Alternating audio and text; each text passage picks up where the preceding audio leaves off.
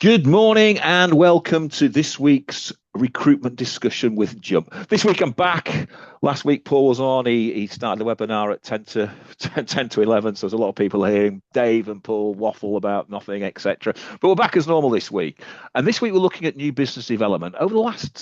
At the back in the last year, we covered market mapping, and over the last 4 weeks, we've covered referrals, building your existing client base, and reviving your lapsed clients base, and that leaves new business today. I sent some stats around which have caused a little bit of a stir, let's say. One of which has caused a bit of controversy, let's call it, on one of the WhatsApps group I'm part of, that cold calling only converts 2%. And a person argued that they'd achieved a 12% growth from their cold calling. But then provided data showing that on average, they take 240 calls to make one placement. That's calls to new clients to make one placement. So if you look at that, 12% of growth is great from that cold calling, but the actual conversion rate then is 0.4%, because it's 240 divided by 1 times 100, which gives you 0.4. So it says, doesn't matter where you convert from or how you convert from. It doesn't say cold calling instead. It says that we've got to change something and there's easier ways to get things done. So today we're going to look at strategy. We're looking at blueprints and then provide examples of how we've delivered far better results than 0.4. And as always, I'm joined by Dave. So let's kick off, Dave, because I think there's going to be a lot to discuss on this today. So most recruitment leaders watching this have talented teams, but still can't crack the consistency of bringing new business into their business. So in your experience, what's the single biggest reason why agencies stay stuck? Is it strategy? Is it mindset? Is it execution? What is it? Yeah, I think morning, everyone. First thing, maybe it's bad news, I don't know, but when you said how there are easier ways to do it, I'm not sure there are easier ways. There are different ways, but in this market at this time, nothing is ever easy. And if you're running a business now, you're probably thinking, no, it's never easy. The cold call stat is a very, very interesting 1.4%. Just getting people to answer phones these days is difficult. It doesn't matter what the sector is that you're in. But I think in terms of strategy, mindset, and execution, as ever, Howard, it's a mixture of all. Strategically, if you own a business, what percentage are you thinking about in terms of business development? How have you communicated that to your team, and how have you helped them to understand that that's what they need to do to continue to grow the business? And have you described new businesses clients that you've never dealt with before? Have you described them as clients that you have dealt with before, but like last week, are lapsed clients? So that then helps with the mindset of the consultants. Because many consultants will say, and I've heard this so many times, I'm not a business developer. So that's a mindset thing. It's like, well, it's like selling ice creams and saying, well, I'm not going to sell the strawberry ones and the blackcurrant ones, but I will sell the vanilla ones. Your clients want to hear from you. They want the option, and business development is a conversation. And then the last bit about execution, well, for me, that's about training. Going out onto the floor and saying to your consultants, we need new business. You now need to sell and become a new business development. That's fine. How are you going to train them? If they have a mindset that says that's not what I do, then they need some training. And you either have to do that yourself or bring in external people. But the mindset thing is really important. But for me, the biggest failure is in execution, because people give up because it can be too hard. And we'll explore that as we go on, no doubt. I think we will, because I think the biggest thing is mindset. I think people fear new business development because of the sheer amount of work it takes to make a placement and the amount of calls. So think about how much outreach you have to undertake to achieve the simple result of one placement. And I think there's a lot of leaders out there that hang on the coattails of their big billing clients, but never develop those clients properly, never do consistent BD. They just do the same old strategy and demand more from their team. So I think it's all about mindset. Leaders need to recognize that their strategy is not working. The execution of that strategy is producing the results that the strategy allows. So there must be a problem with the either execution or the strategy. And so I think the strategy needs to change. But to change the strategy, the leader needs to come to some sort of conclusion that the strategy is broken. And that again is their mindset. Does their mindset actually allow them to understand that their strategy is broken? But even when you change strategy, I think mindset overrides that change because everyone wants instant results. But we know it takes time. And I'll give you an example. I've been working with a client recently, and over the last 18 months, we've changed their new business development strategy. And the business last year actually doubled its GP, which in 2025 was a great Good. performance. Yeah. Okay. But it doubled because they build more out of their existing clients and revive more of their lapsed clients and started the new business development strategy all at the same time. However, if we look at the first part of 2026, the business needs now split into two defined areas: existing client base and new opportunities. And guess what? The pipeline at the moment, their new opportunities from new clients is almost double that of their existing clients. So one client was actually so impressed with the service offering that they went to the client with that they've offered the client a permanent job at 120K to go and solely work for them. We've rejected that, obviously, and counter-offered and looked at putting a different service in place that does a similar sort of thing. But this is solely down to the change in mindset, strategy, and execution of the client and how clients are now perceiving that as quality and how that's now started to grow. And it's taken us 18 months to get to that point. But now all of a sudden it's starting to really accelerate. So I think it is all about mindset and how people understand that change takes time. So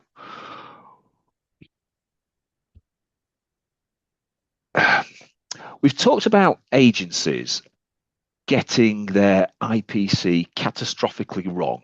Okay. What does that actually look like in practice? What are the forensic processes a recruitment leader should take to ensure they get the right ICP? I think just for clarity, is customer profiling. Yeah, it's basically looking at your ideal customer profile, what you go after. I think the bits where we tend to get it wrong is we don't include the customer when we're profiling what the customer does.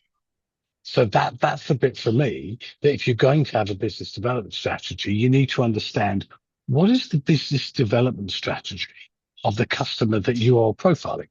So you've got customers that you trade with, you've got lapsed customers, you've got prospects that you want to develop. Where are they going? What are they doing? And you can sit there and think, well, hold on, that's 500 potential customers out there. How can I possibly know all of what's going on? But if you divide it by desk, by consultants, and say, look, this is your market, this is your niche, this is where we supply to, what is going on in those clients? What are they doing? What is their business? How is that developing? Because the more you know about your customer, the more you put your customer into your customer profile, the more you put your prospect into that profile, the more likely you're going to be able to approach them in a more intelligent way rather than simply just a cold call. I think we said last week, if you approach somebody at a client site and you say, I saw this and thought of you, here's a piece of data, here's some information, you're more likely to get a hook than you are if you just cold call them, have you got any vacancies? And some of you may be smiling on that, but I'm still amazed at the number of consultants that are targeted on, back in the day, maybe you called it phone bashing, but make 100 calls a day and you may get through to one. Yeah. Sometimes, and you've shown the stats out that 0.4% of that works, but sometimes it's so much easier to go with an intelligent strategy that says, I understand this is the way your business is developing. You may need these skills. Can we talk? I think it's interesting because I think most agencies still spray and pray. Even in their niche market, they spray and pray. And they don't truly understand their ICP and how critical it is. But more importantly, I think it's they don't stick to their guns on what an ICP is. And the UK places about 19% of every role that we take on. But if we think that you're taking 240 business development calls to make one placement, and that is a converting of 0.4%, then it doesn't matter which stat you believe because neither is acceptable, either 19% or 0.4%. The question that we need to ask is, why are those stats so low? Is it because we take too many roles on that don't fit two things? They either don't fit our ICP, or more importantly, they don't fit what an ideal requirement looks like. So if you look at your ideal requirement, what does that look like? And if we know both and stick to our principles, then we'll probably work less roles, but place the same amount, if not more. We'll give a better service, which means that we can start to sell strategically to our clients and take them from transactional clients to loyal clients, etc., which means we can sell higher value product to them. But most of all, it gives you time back, time to invest in proper business development to bring other clients that are in that IPC or create other requirements that are in your ideal requirement bracket. So I often talk about when you recruit for your own business, make it a hard place to get into, but make it a harder place to leave. So not also apply to our clients. So in truth, we make it an easy to work with them and we make it easy for them to leave ourselves, which all boils down to mindset, strategy and execution, and you, the business owners, accountability to that process. And I think we define our IPC and then completely ignore it.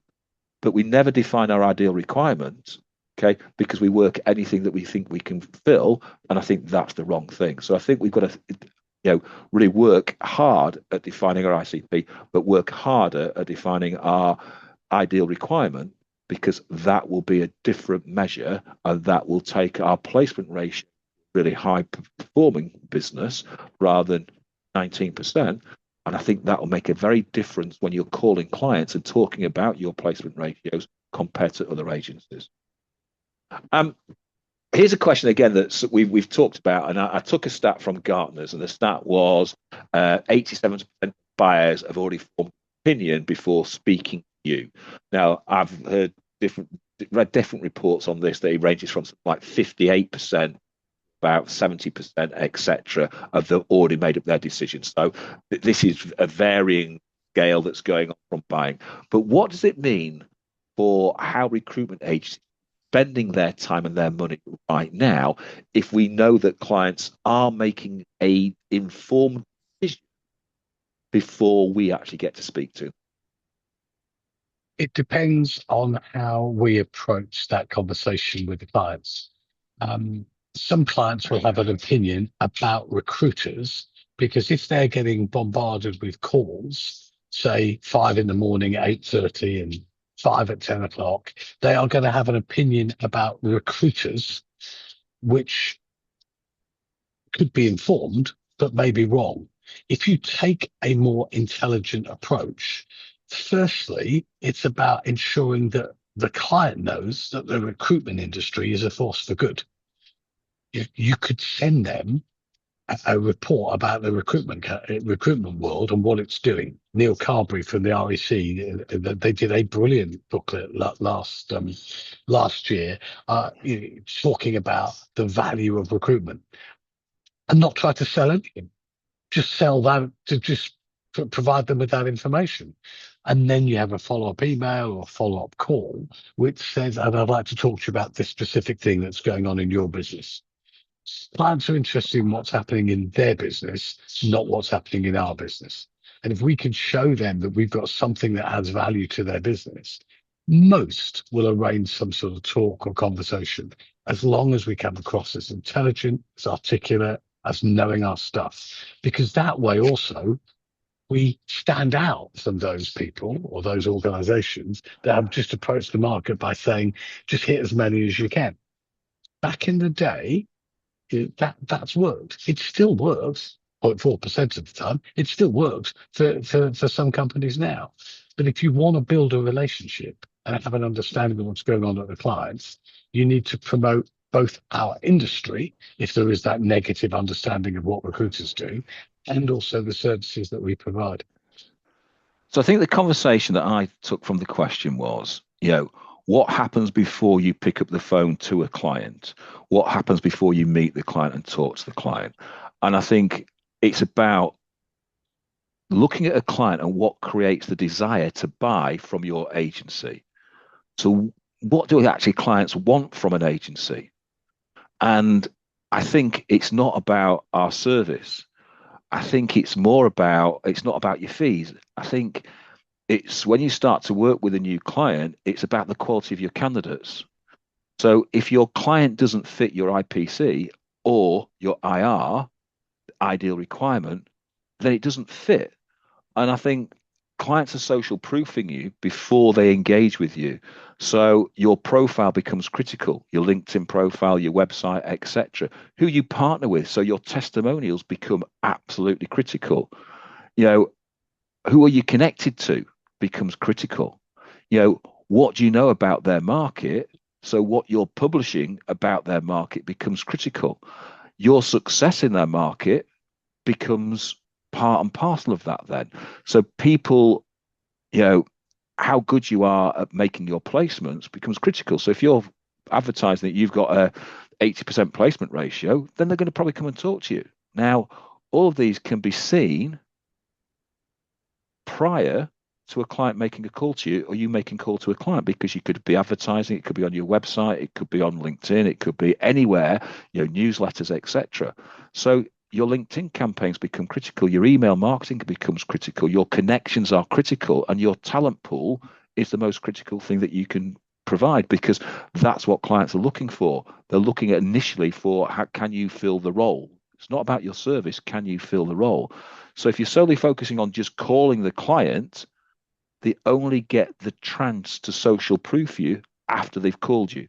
But if you're targeting the client before you call them with a marketing campaign, etc., then when you start to call them, they already start to know who you are. That makes them easier to convert than it does from a cold call. And this is the view of do you carry on cold calling or do you start to warm your client base up and have a very, very directed marketing approach up to the right clients before you start that call campaign? Or do you just do the old school, as when we first started, Dave, was there's the yellow pages, start at A, go to Z, call everybody in the yellow pages, doesn't matter. Okay.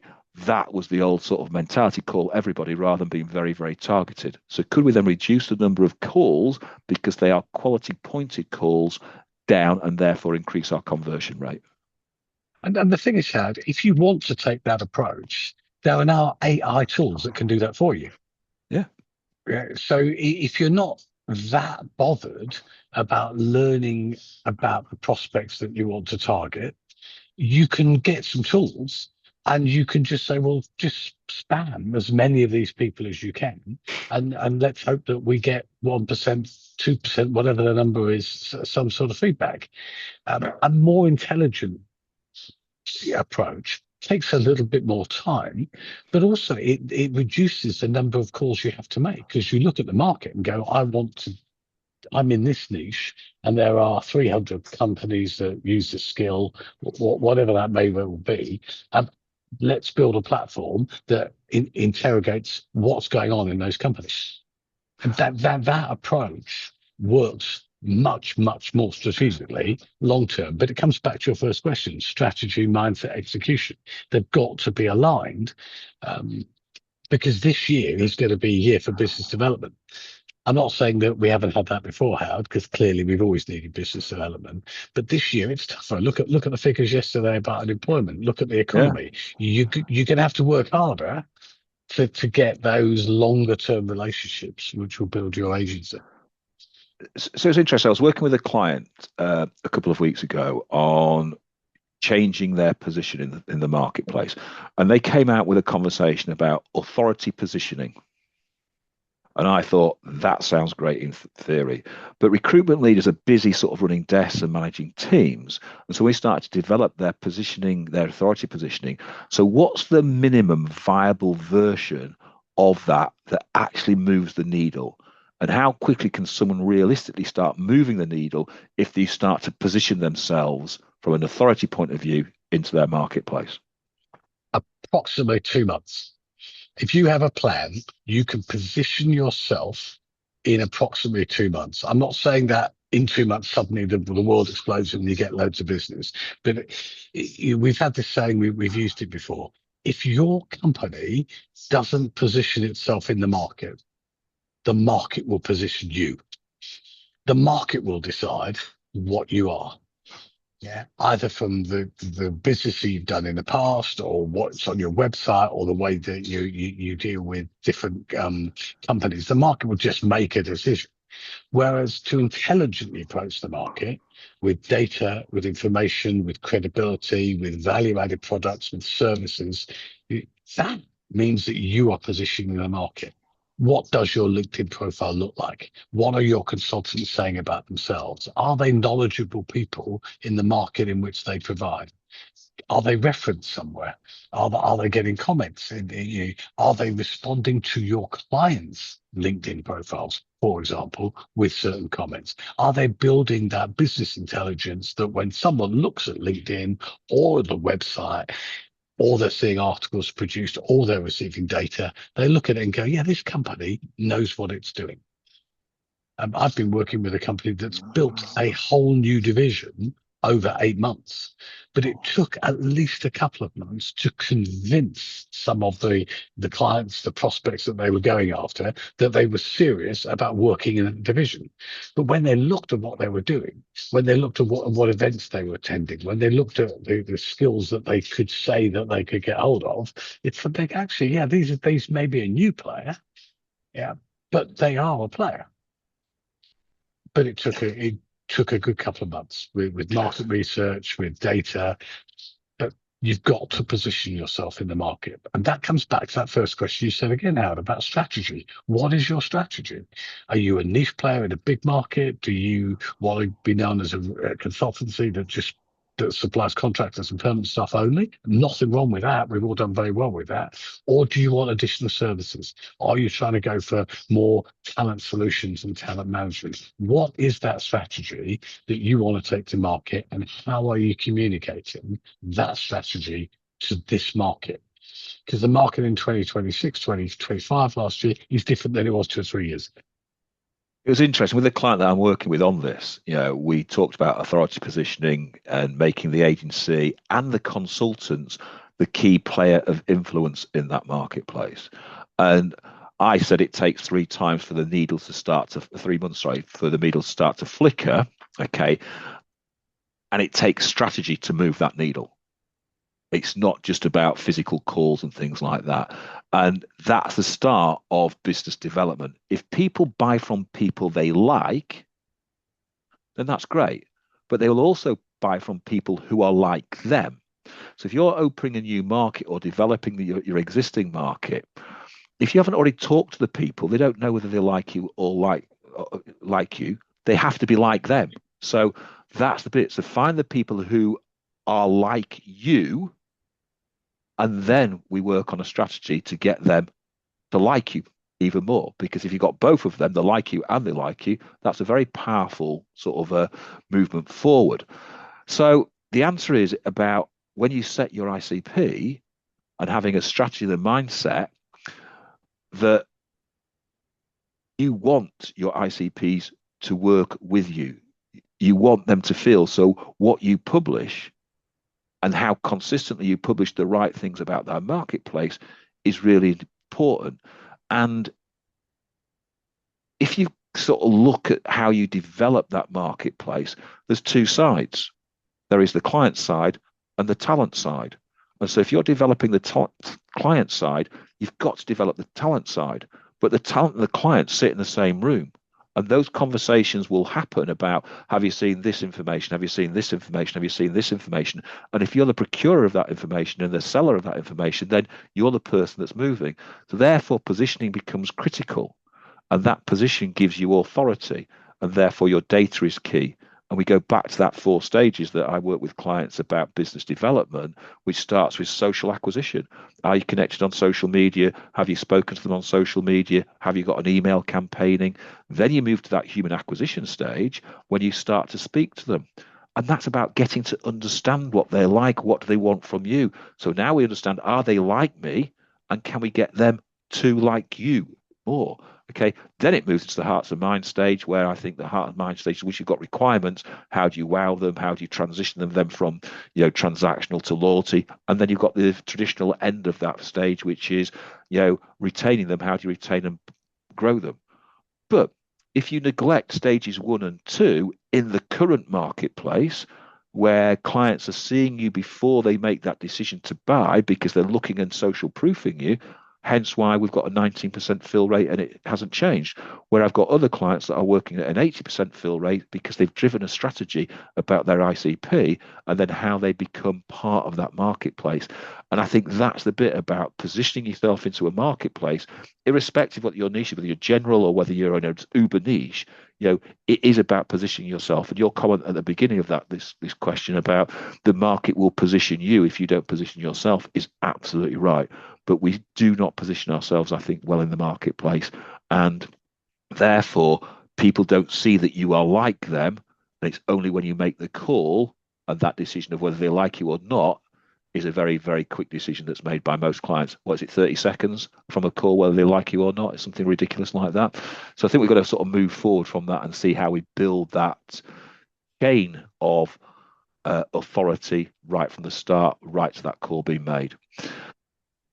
We talked about this 3 weeks ago, and it was a really interesting webinar. So if you've not watched it, go back and watch the webinar 3 weeks ago about referrals. Okay, everyone knows that referrals are the holy grail, but leaders tell us that they feel awkward or feel inconsistent about asking them. What systems that removes that awkwardness and turn referrals into repeat business and scalable business do you think they should be implementing? I think this is an easy answer, because I'm going to say, go back 3 weeks, watch the video that we did with Ryan Collett from Reputation, because what Ryan was talking about there is the power of referrals, how to ask for them, how to get them, and how to use them, and using a tool that he's got. And I can't say how important it is, and we know this in our own lives. If somebody else says, actually, these are great guys, this is a great company, she's a great lady, the power that has over just trying to find out whether they are or not yourself, is so true. So referrals are one of the easiest, and I counter my argument at the very beginning that nothing's easy, but one of the easiest ways of trying to secure new business or repeat business. Go to your 4 or 5 top clients, individuals in those clients, and ask them for a referral and use that referral. This, you don't even sometimes have to name a company if that's not appropriate or confidential, but you're trying to approach client B and you're saying, we were working with client A last year. They had a similar situation. Let me introduce you to that person, and he or she will tell you how they did it. And that can be on a telephone call, that can be on an email, that can be on a PDF that you've produced, that can be a referral that's on your website. That it has so much more impact than you or me had, or the consultant saying this is what we can do. Much better to say, this is the problem that we helped that client overcome. And I do spend quite a lot of time with the companies that I'm working with, encouraging them when they say in a board meeting, I heard it last week, oh, we closed this piece of business, it was really quite difficult, and then they moved on. I said, can we just go back to that conversation, that one line that you said you closed a piece of business, it was really difficult. What was difficult about it? Oh, the client had been working with another agency. They hadn't found them the skills. We came in and found them. Perfect. What a great opportunity to go and say to that guy, please, could you just provide us a reference on that? And it's a very easy thing to ask, particularly if you're coming from a place of success. Well, you have, with one of the services that you provided, you have had success with that client. So I would encourage everybody watching this call, listening to this webinar, looking at it on YouTube, to try and get some referrals that are relevant to your market, and most importantly, relevant to what your consultants are selling at the desk. I think this goes back into mindset again, that we measure our consultants on KPIs, all about producing work, etc. But we very seldom measure our consultants on the service that they provide to our clients. And then it's back to whether or not the clients like you. Because once you start to work with them, they will tell you whether they like you or whether it's a transactional relationship where they just suffer you and work with you. So if you don't know what your clients like or love about your service, how can you build on it? Yeah. And if you don't Yeah. know what they hate about your service, how can you address it? Remember, one client might love something, the next client might hate that same something. So you've got to start to think about this in a very client what process. Each individual client will have different likes and different hates in your service, and therefore you can start to build proper tailored services to your client. But if you don't know what they like and what they hate, then you'll never know. So part of that, going out and getting referrals, getting testimonials, getting these type of things from your clients is really important, because once you start to do that, then you start to see an increase in work, not only from the current client that you're working with, but who they're introducing you to as well. And I think that's the part that once you get a client beyond loyalty, then they become an advocate of your business and they'll start to push you out to other parts of their business or their network. And because we never actually engage our clients in that way, because we think we've got that loyal relationship when it's a transactional relationship, we never do things. Therefore, I think the process needs automating, and consistently checking the temperature of our process with our clients is a must. But then, more importantly, reacting to it.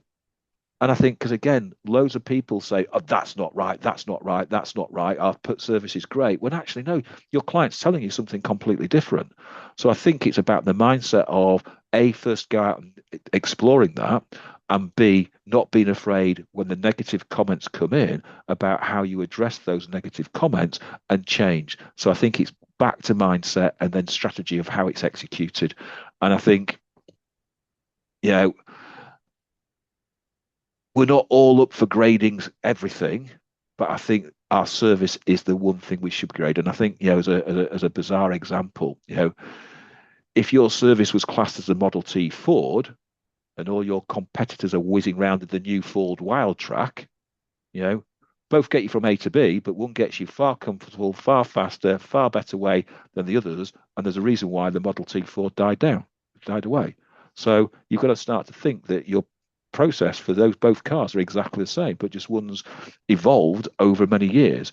How often do we evolve our process to get what Ford have gone from the Model T to where they are now with the 4x4 Wildtrak? Is all about customer feedback, all about what their customers want. Is that a real car, the Ford Wildtrak, or have you just made that up? No, that's that's a real thing, is it? That's the 4x4, Dave. The 4x4 flatback. I only mentioned that. I thought that was a really good name. I was going to write it down and say, "Oh, how do I like that name?" Yeah, but no, that's an actual car. But yeah, that's the sort of process. If you sort of think about, they go out to their customers and they get the feedback on what they want for their next car and how they deliver that. We should be thinking about that for our processes and how we build our processes from there. So here's I wrote this question and I thought then I rewrote it again just because it didn't quite sit. Okay. Moving from chasing to attracting requires a fundamental shift in how leaders think about new business. Why is meeting your client for the first time so important, and what should you look to gain, especially when we think most people chase a role to attract a requirement? What should we be doing differently in that first meeting or the first time we meet a client to gain a better position with that client? So I think back to, as I've grown up in business, two of the most important books that I have ever read actually relate directly to the service. And the books that you can read now, you can get them on a Kindle, audiobooks, or whatever that you want. One was by Tom Peters called In Search of Excellence. Probably 30 years old now, but still very relevant. The other was Good to Great by Jim Collins, which is coming up for an anniversary. And I saw it in Waterstones in Piccadilly in London a few weeks ago in pride of place on the business shelves with an updated edition. And the reason why those two books were so important, and I still think they're so important, is because they talk about business from the client's point of view. Tom Peters had this message. He used to talk about MBWA, management by wandering around. And what he meant by that is wherever you are as a leader, are you wandering around and listening to the consultants on your floor, or are you in an office? Is it an open plan? What is it that you're hearing as a leader by wandering around? And the application of that is do the same on your client sites. How much time as a business owner have you spent in minutes with your clients, either on their site, socially, in terms of you may have taken them to an event or a golf or football or something like that? How much of your month, of your week, are you spending understanding what it is that makes your clients tick?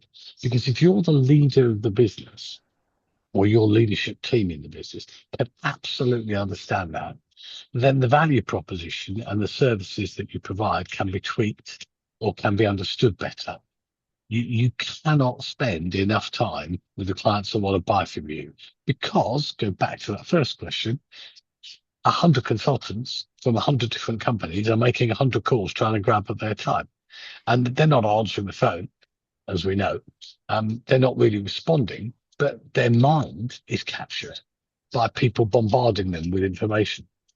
If you have the ability, the skills, the mindset to spend time wandering around, finding out what your clients are doing, offering to come and talk to them about trends in the market, about what's going on in recruitment, about what's happening with compliance this year, about the way agencies are changing, about the labour force. If you can go on site and have those conversations, and I'm not expecting this of all your consultants, but certainly as the managers, if you can do that, you will come back to your office with such valuable information.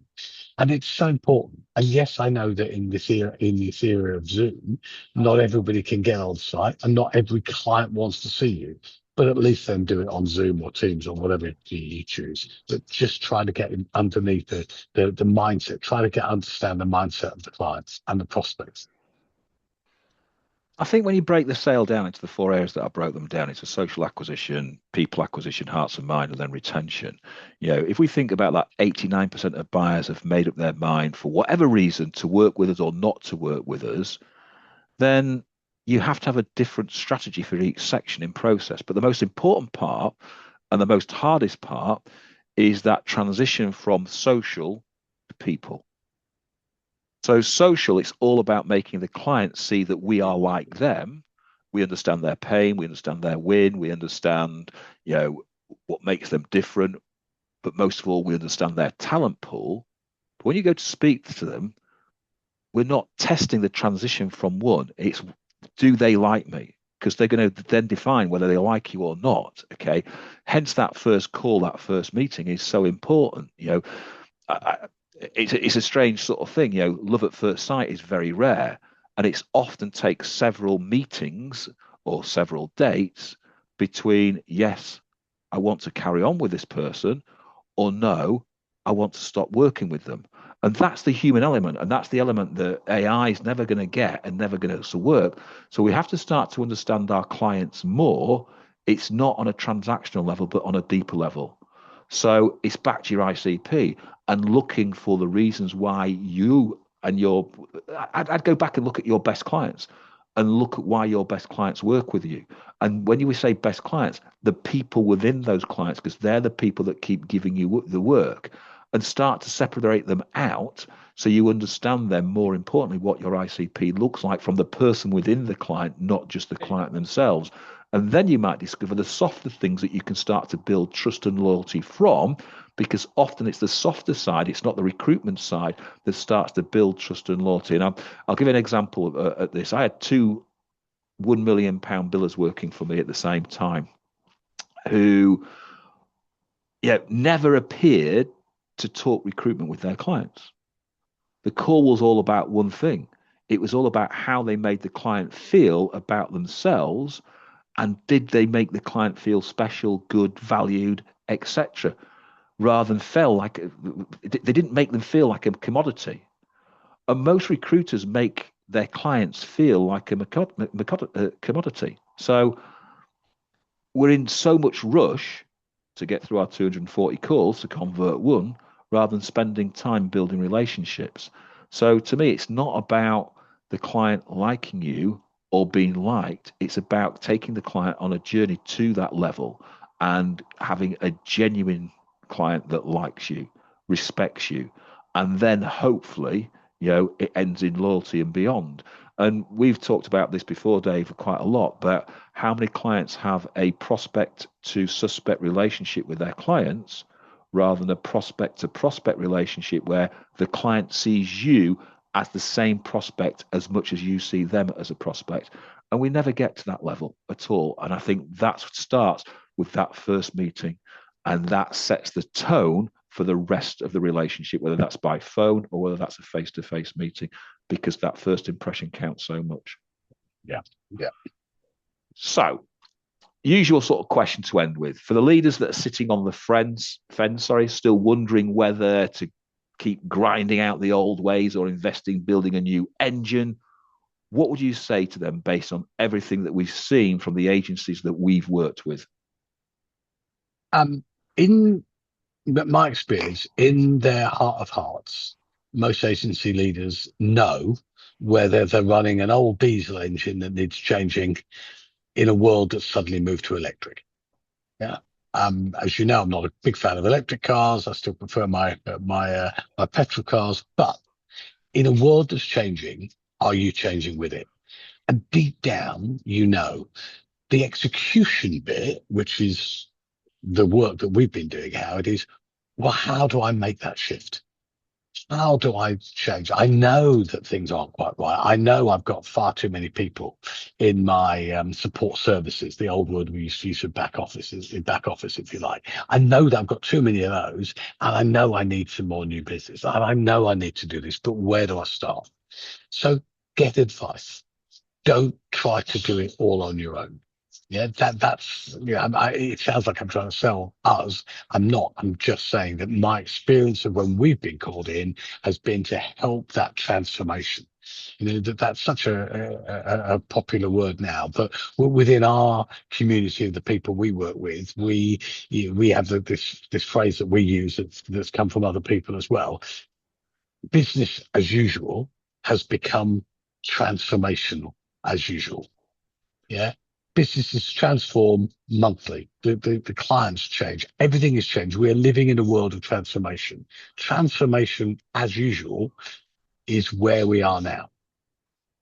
And if you know that you need to transform, write down what it is and then try to seek some help, some guidance, something along the way to help you do that. Because we can't do it all on our own. I was listening to a lovely interview with Matt Weston, the guy that's just won 2 gold medals. Yeah, he started off as a taekwondo player. Then he took up rugby, but he then transformed himself and his body and his physicality by going to on a sports course at UK Sport Ran to say, well, what are you really good at, and what can you do? And the sliding on a tea tray, becoming the best slider in the world is what he ended up doing. But he did it with the help of 11 different coaches from 11 different disciplines to help him find the right person to get him to where he needed to do. He couldn't do it on his own. And it doesn't matter where you are in business. It's very difficult to do on your own. But heart of hearts, most people that we speak to know that they need to do something different. So I think I put it into two things. What would I do? Okay, I'd stop doing the same things over and over again, expecting different results, because it shows what results that gets. And I think when you talk about business as usual, okay, we should stop thinking business development is a business as usual process. We should start to think about business development as special projects.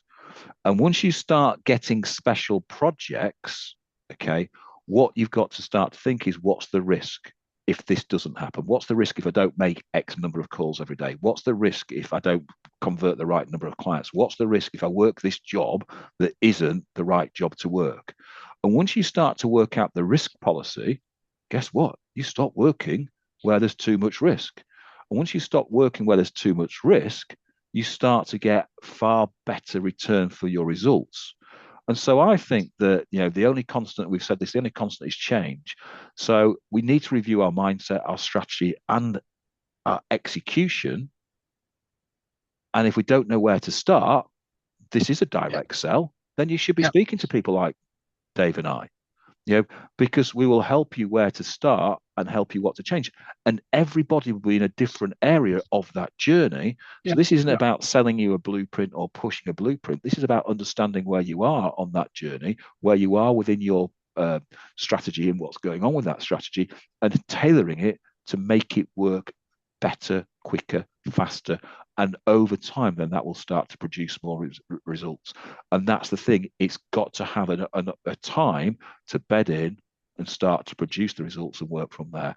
So I think there's loads of things that we've talked about today from business development that's very different to the usual, make this number of calls, do this, do that. Because I think it is about mindset. I think it is about strategy. And I think it is about execution. And the biggest thing I think we need to change is mindset. Next week, we're going to flip completely. So next week, we've got one of the directors in from an award-winning umbrella company called Mortimer Child to talk us through the changes in legislation and how to ensure that you are safe and compliant from a compliant point of view. It's going to look at the 5 biggest challenges that you've got, in the business and help you work through those challenges to make sure that you are absolutely on top of everything, because the change is coming and they're going to come thick and fast this year and next year. And we've got to start to think that this is probably the biggest change since IR35. And it's an opportunity for every single business that's on this call now. I don't care whether if you're a perm business, if you've got a client that takes temps, you could invite all your clients onto next week's session and help them educate them about what's going to happen in that temp and contract marketplace. Then you start to be seen as the person of influence. It's a start of adding knowledge to your client base. So if I was you guys and you're in the temp market or the perm market and your clients are in that market as well, then I'd be on next week's call. Let's listen to what they have to say and let's look at how far down the line we are in doing that, but also help educate our clients in what's coming, because it is going to be the biggest change in employment that we've seen for an awful long time. Dave, thanks very much for your time, ladies and gentlemen. Thank you, everybody, for attending. I hope you've enjoyed it. I look forward to seeing you all next week. Ladies and gentlemen, thanks very much. See you again. Okay. Bye-bye, everybody.